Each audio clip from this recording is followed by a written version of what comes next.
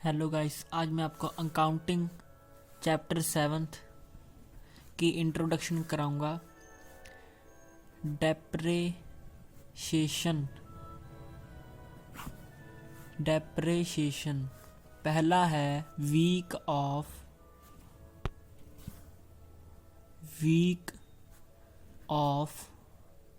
Tier.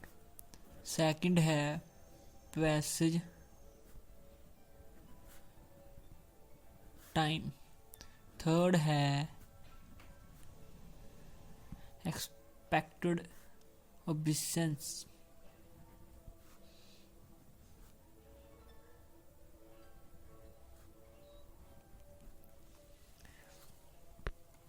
Guys, इसका मतलब है ना वीक ऑफ टीयर। आपने एक मशीन खरीदी।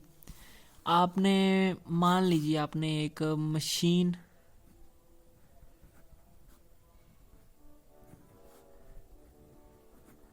खरीद ली।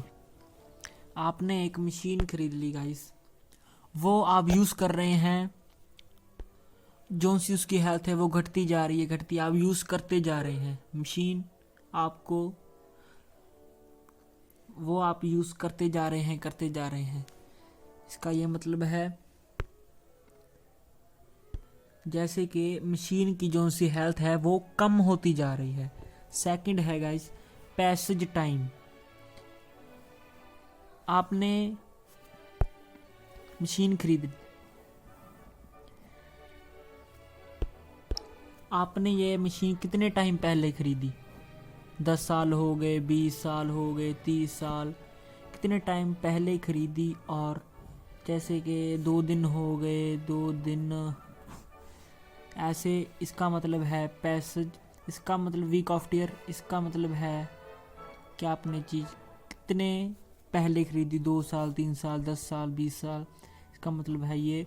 Third expected obeisance. गाइस, इसका मतलब है ना आपने मशीन खरीदी जो कि 20 साल, मान लीजिए वो 20 साल पुरानी है, 20 साल पुरानी है। अब उसकी थां पर एक नवी आपने एलजी की, मान लीजिए आपने एलजी की मशीन खरीदी।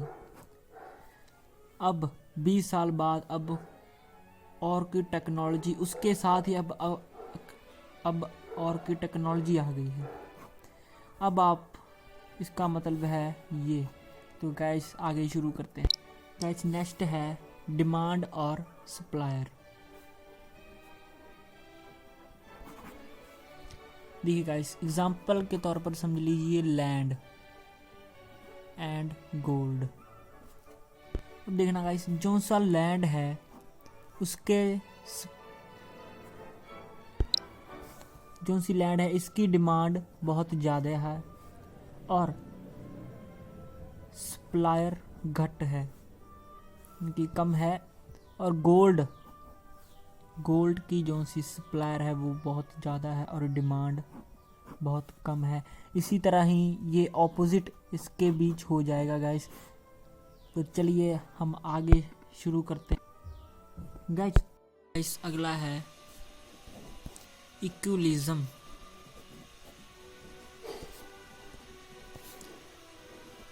गाइस इसका मतलब है ना, आपने मान लीजिए आपने एक फ़ोन खरीदा, वो फ़ोन पड़ गया 20,000। मान लीजिए आपने एक फ़ोन खरीदा, वो फ़ोन पड़ गया आपको 20,000 में। आपने पिछले साल फ़ोन खरीदा था गाइस, वो पिछले साल वो फ़ोन खरीदा और अब उसकी कीमत है 10,000। अब उसकी कीमत है गाइस 10,000। जैसे कि इस फ़ोन की कीमत हर साल कम होती जा रही है। इसका ये मतलब है कि हर साल कीमत कम हो जाना। गाइस अगला है फिक्स्ड। गाइस फिक्स्ड का मतलब है ना कि सेम, के पिछले साल भी आप फ़ोन का रेट जो सा वो सेम था और अब वो भी फ़ोन का रेट सेम ही है, कोई बदलाव नहीं है। इसका ये मतलब है। थर्ड क्वेश्चन पर आते हैं गाइस।